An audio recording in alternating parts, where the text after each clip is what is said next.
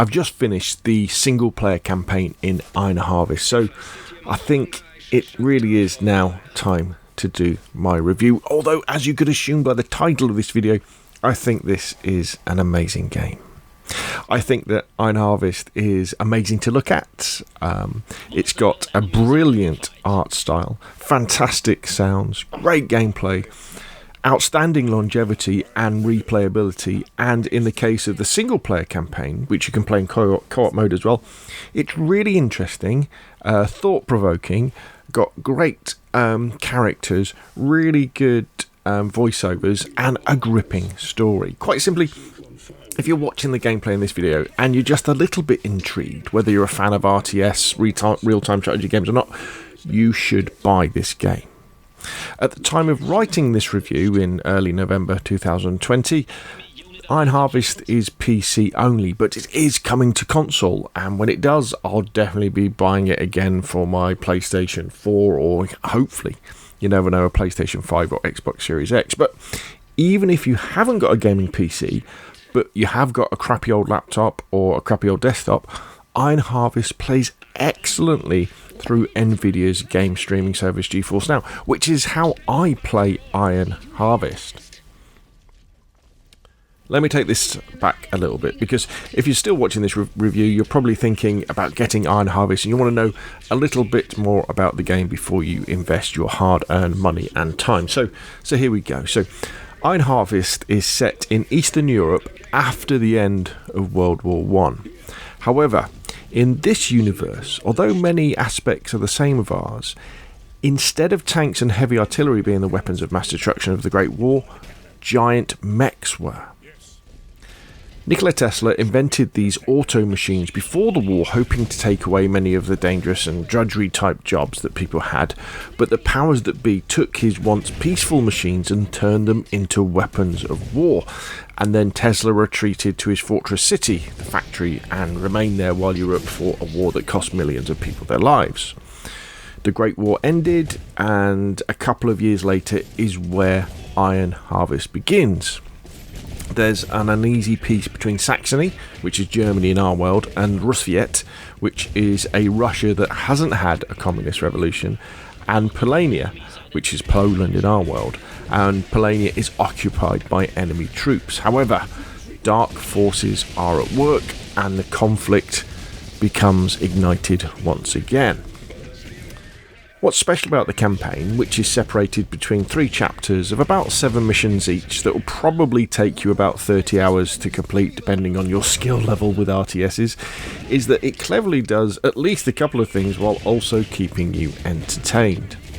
Firstly, as you play each of the factions, you learn to use their different heroes, their different infantry, and their different mechanized units, because each faction definitely has a different feel to it and a different style of play. Now, this is obviously great fun because it mixes things up as you work your way through the campaign, but it lets you try out lots of different possibilities, and it's preparing you for the single player skirmish mode when you play against AI or online multiplayer where you can compete against human opponents, human opponents. But when you're having to use these different units in the campaign, and importantly fight against different units, you'll get an idea of their strengths and their weaknesses, and you'll get an idea of the faction that maybe will suit your style of play and the sort of mechs that you'll want to employ. Also, the campaign teaches you how to play an RTS, because you may well be watching this thinking, well, I like the look of it, it looks cool, I like the story, I like the setting, I like the art, but I don't know anything about real-time strategies. You don't need to, because the missions start off with real simple ones involving, to start off with, just moving one person around so you can get used to telling units to go here and do this, and it slowly starts to introduce more and more units, so you don't need any knowledge of RTS gameplay mechanics.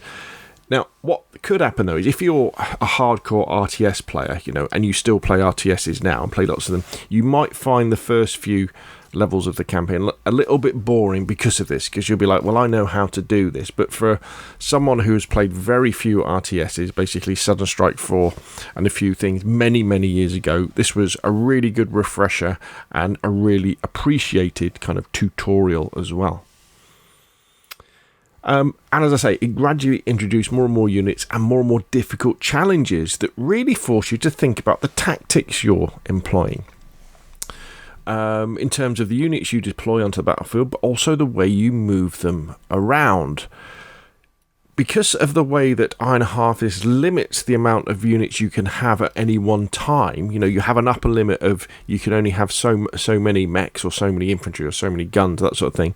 You just cannot create a death ball of mechs by turtling up in your base, building up a massive army, then moving across the battlefield. It just doesn't work. Sure, you can create a very, very powerful force, but even then you'll still have to scout out flanking routes and engage enemy targets from multiple directions, because although your mechs are really powerful, a couple of field guns, and a high explosive gun turret can really spoil your day and start taking down your mechs very, very quickly. Similarly, if you could have a massive slow moving ball of artillery and heavy hitting mechs, but then all of a sudden there'll be a couple of enemy artillery mechs who are just out of range. You can start raining fire down on your mechs, damaging them quite a lot, taking some out, and all of a sudden you go from having a superior force to one where you've got to think about retreating because you're being attacked by overwhelming odds. And this is just in the easy setting,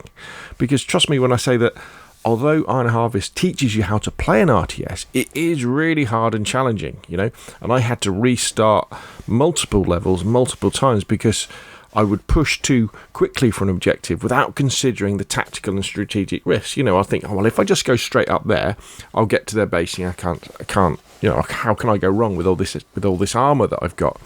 When I should have gone round the side and come in from the flank while still trying to defend my base as well.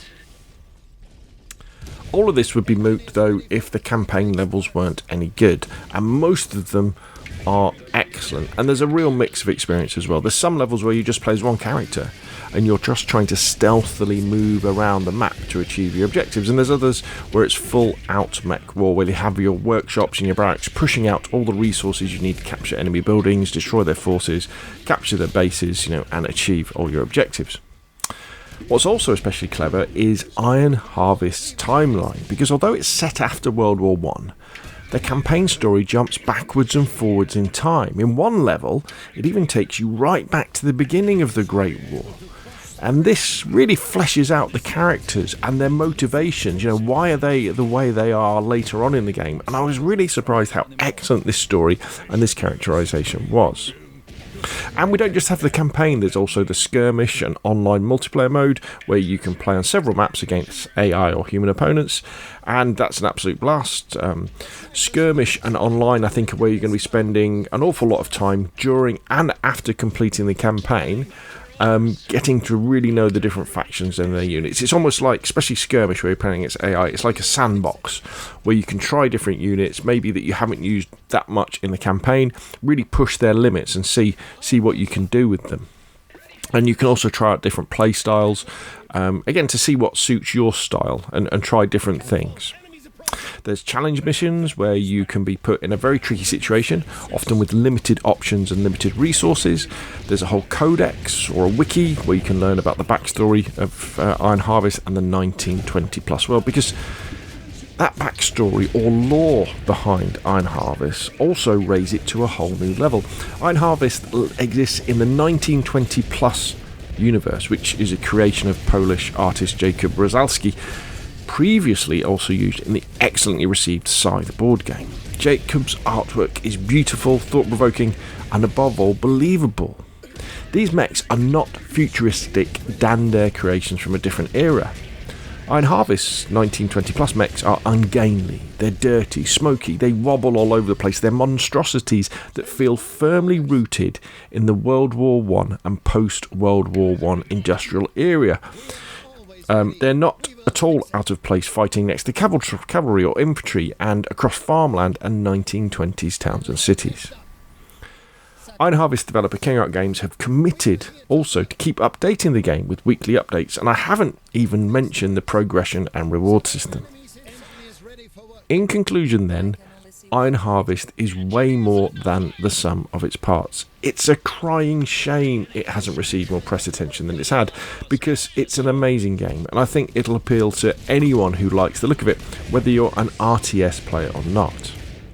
I have thoroughly enjoyed the campaign, the challenge and skirmish modes, and I'm looking forward to honing my skill against harder AI enemies before I venture a toe into the online arena. Iron Harvest, a brilliant game that is a work of art. It's a challenge, it's loads of fun, and has an excellent story. Without a doubt, my game of the year, 2020. Okay, so that's enough from me. What do you think? Put your questions and comments down below. If you've enjoyed the video, hit like. If you want to see more of the same, press subscribe, and I'll see you again soon.